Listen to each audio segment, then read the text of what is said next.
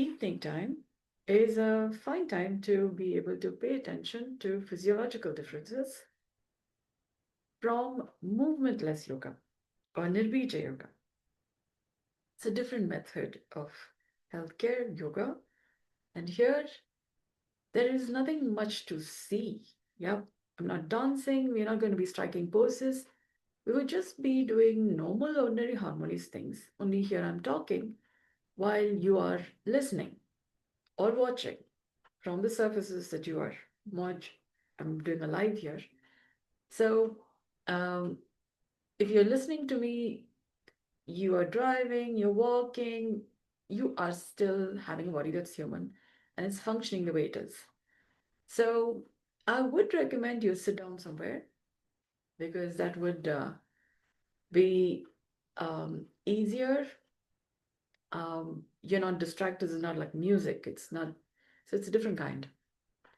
And I invite you, it becomes easier to pay attention to physiology if you're not doing very strenuous something. Yeah. Um, at least for beginners. Once you get more familiar with this, once you're used to this, it becomes easier for you to then notice all this.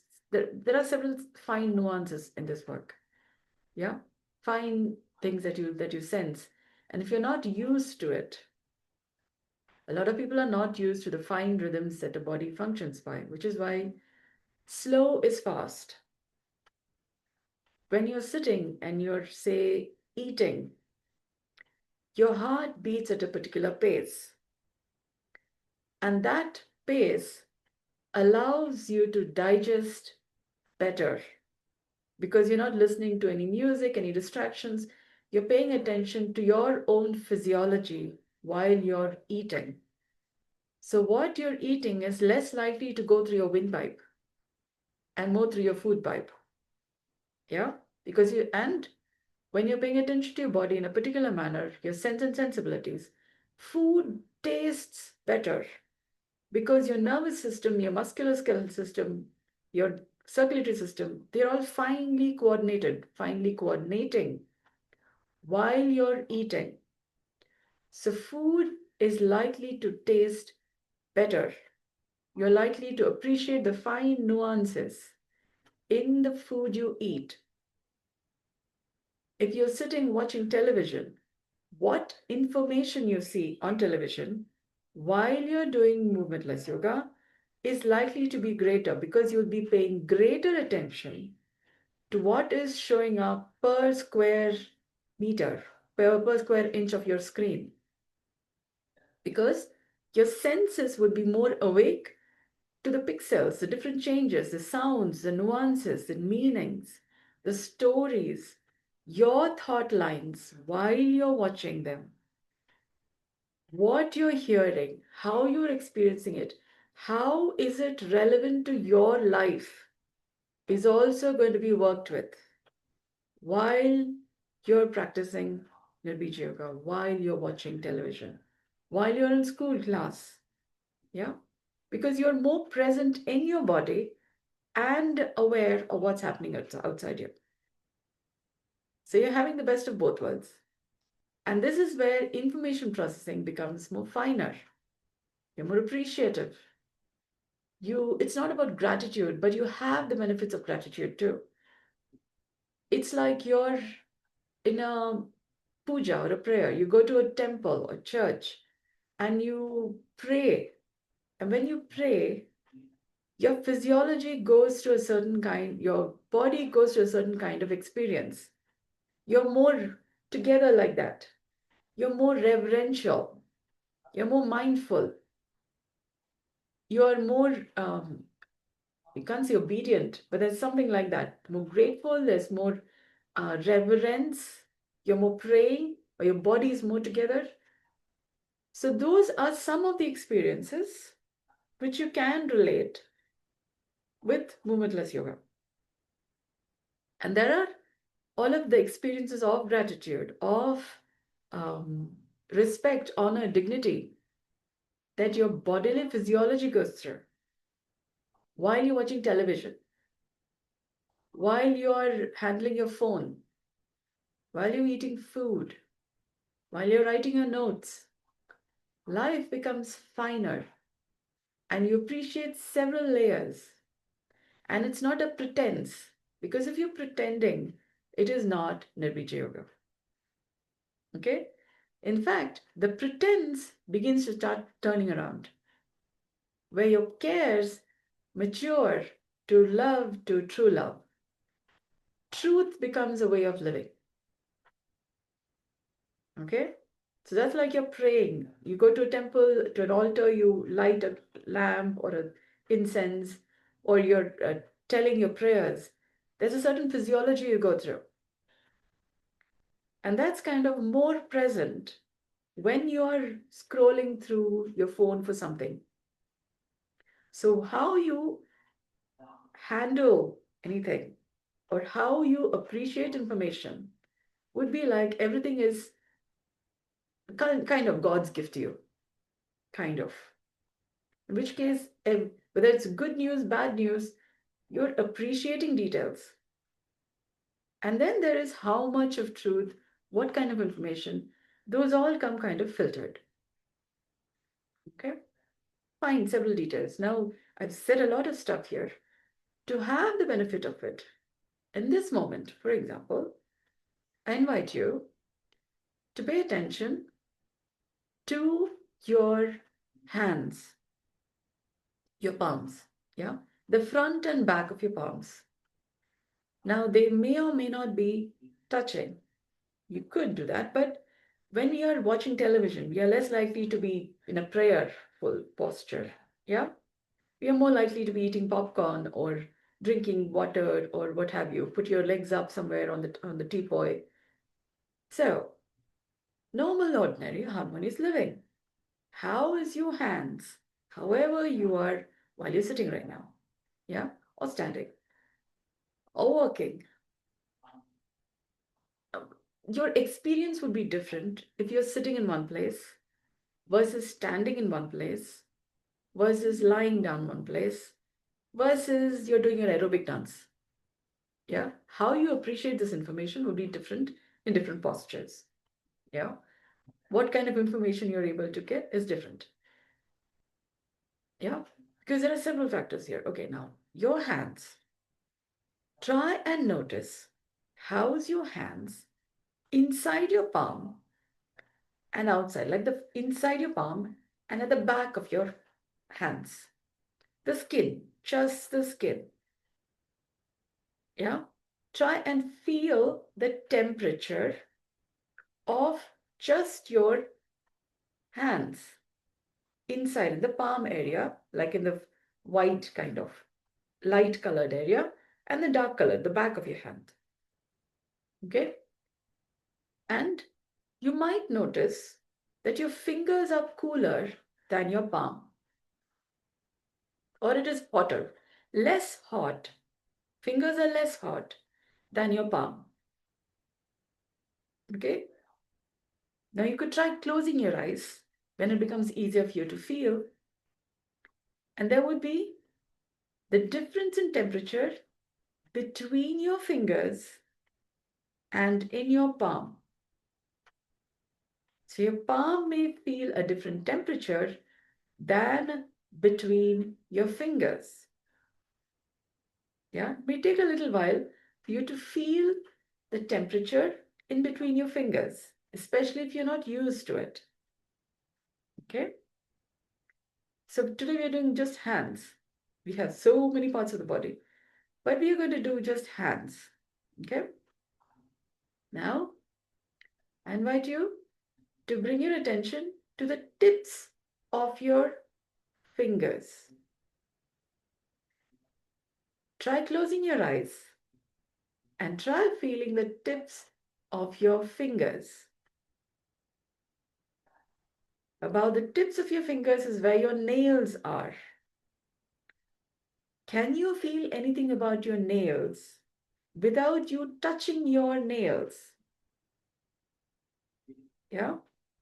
Just by the temperature of the tips of your fingers, can you feel the nails on the fingertips of your both hands? Okay, this is you may or may not be able to feel on each of the fingers. You may or may not be able to feel on left hand versus right hand. Anything you can feel about the tips of your fingers is good enough. And it's not bad if you can't. Because different people have different levels of awareness because of the nature of work. If it's a laborer, who hits stones or gardening, they may not be able to feel their fingertips as well because they're doing hard work, and it so feeling the fingers may not be part of their everyday activities. Yeah, you could be writing, or you're what to say, you're a computer person. Yeah, you communicate by voice. You rarely write anything, in which case you don't have to actually feel your fingers as much. You just have to operate the keys and just do your stuff. And some people don't use their hands as much. Yeah, they are more say mazduri, laboring. They use their back, and fingers is just another instrument to lift one thing versus the other. And so if you're going to feel the heavy stuff, then it's going to be painful. It could be painful. So you don't feel your hands as much. So depending on your job, depending on what activities you do, depending on many factors, you may or may not be able to feel every fingertips of both hands. If you've been driving two-wheeler, and the two-wheeler, the what do you say, the key, the horn maybe on the right side, and so your right hand may be being used more than your left, or you may be writing more on your right hand with your right hand. So right hand may feel more tough or less sensitive than the right than the left. So you may be able to feel the temperature on your left more than your right. The palms may be feeling more thicker on one hand versus the other.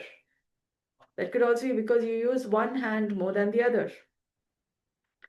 So if you can feel the warmth, the temperature of your palms or your fingers or your fingertips, it's not a good or bad thing. It is just how things are for you. And through this awareness exercise, you are noticing how things are for you. Once you're aware of what you can be aware versus are not aware, every day when you're kind of doing your different activities, you're eating food or you're writing or you're doing your activities, you're likely to notice how is your fingertips. Can you feel your fingertips? Or can you feel your palm? Or can you feel the warmth between your fingers? And what is available is available. And if you're going to regularly show up for these lives, or you're going to say message me and then we work with the details, then you'll be able to improve your awareness. It becomes possible. There are some fine exercises, small exercises, which then becomes easier for you to be able to feel balanced awareness between left and right, between inside and outside. And we're only working with hand right now. There are different parts of the body. Yeah. And the fingers, hands, and your brain are very finely connected. When you can check how aware you are of your fingers or your ability to feel your hands, over time, your intellectual abilities or how well your sense and sensibilities function would be more improved. Because mudras, in yogas, they say mudras. They make many hand postures. It's called mudras. That's because the nervous system of the hands and legs and your brain are finely connected.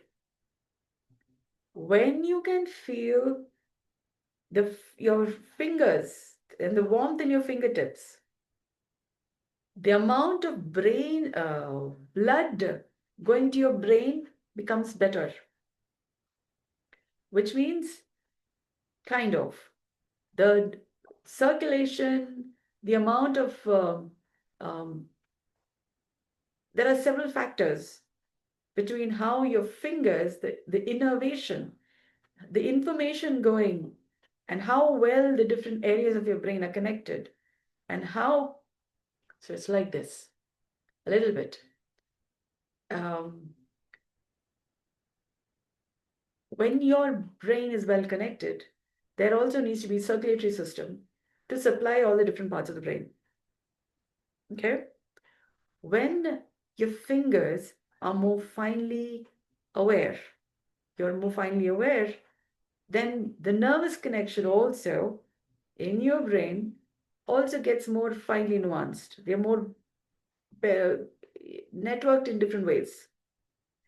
And then there is circulatory system to be able to clean the brain, to be able to supply the brain, because there's also nourishment.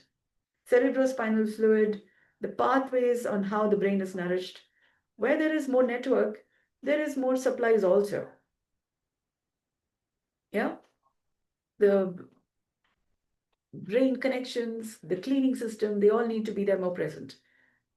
If you're more aware of your fingers, of your hands, the warmth, your ability to feel the fingertips, your intellectual capacity also may be a little more fine and nuanced.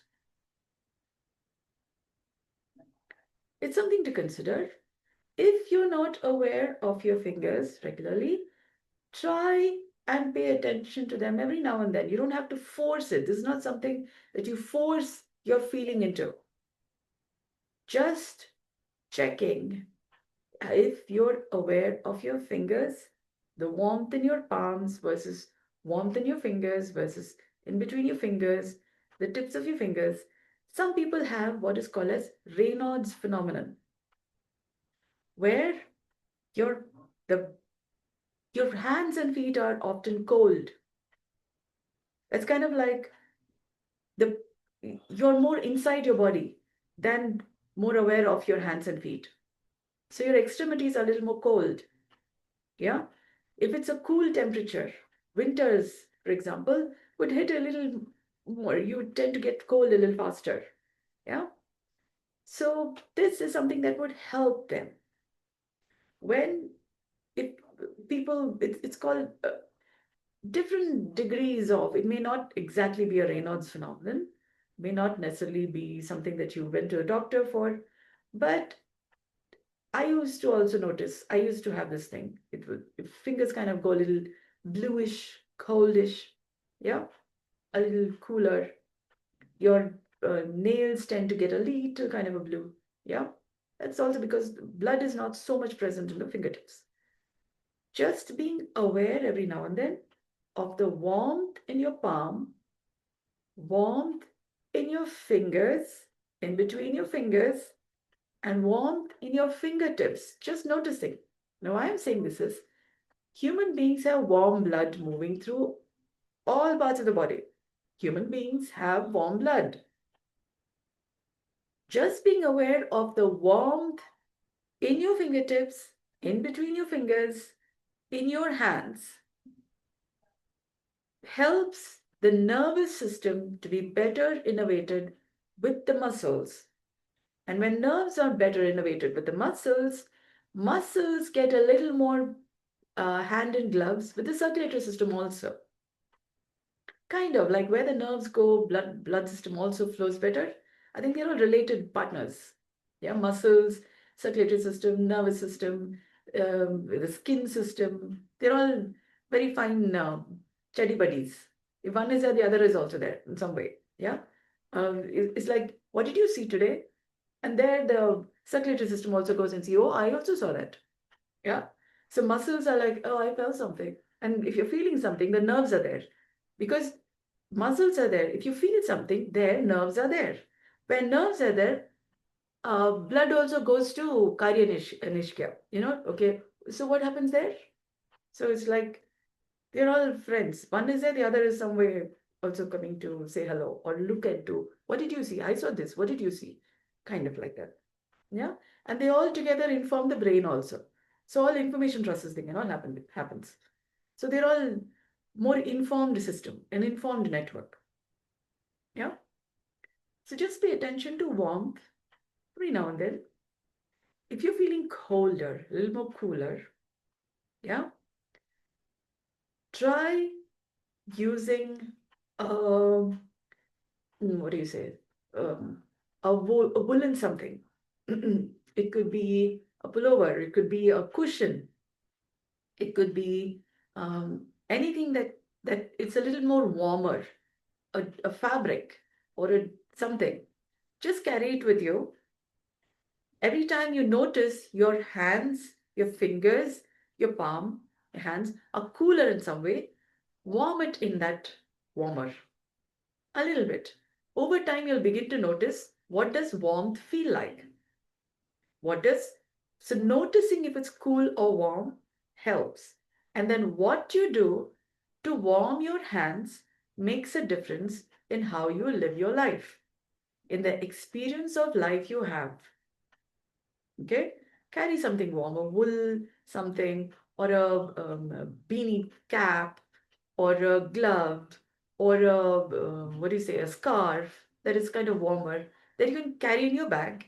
Every time you notice your hands are a little cooler and you would like it to be warmer, just warm it in it. Or you can also rub your palm. That also helps. You can feel the warmth in your palms, in your fingers, in between your fingers. You can feel your fingertips over time. That happens. We will do further exercises too. But awareness is key. Awareness is where you begin to start noticing what is there, what is not there. Over time, quality of life also improves. Quality of health improves. Quality of wealth, wisdom improves because they're all related. They're all related partners. Okay, like nervous system, muscle system, circulatory system, immunity system. There is several other 12 organ systems are there. So they're all in a human body. They're all related, all relatives. Yeah. So slowly, slowly, when one becomes better, the other also becomes better. Okay. So for now, this much. Thank you so much for your kind interest. Thank you so much for joining me. I hope this has been of value to you. Good day.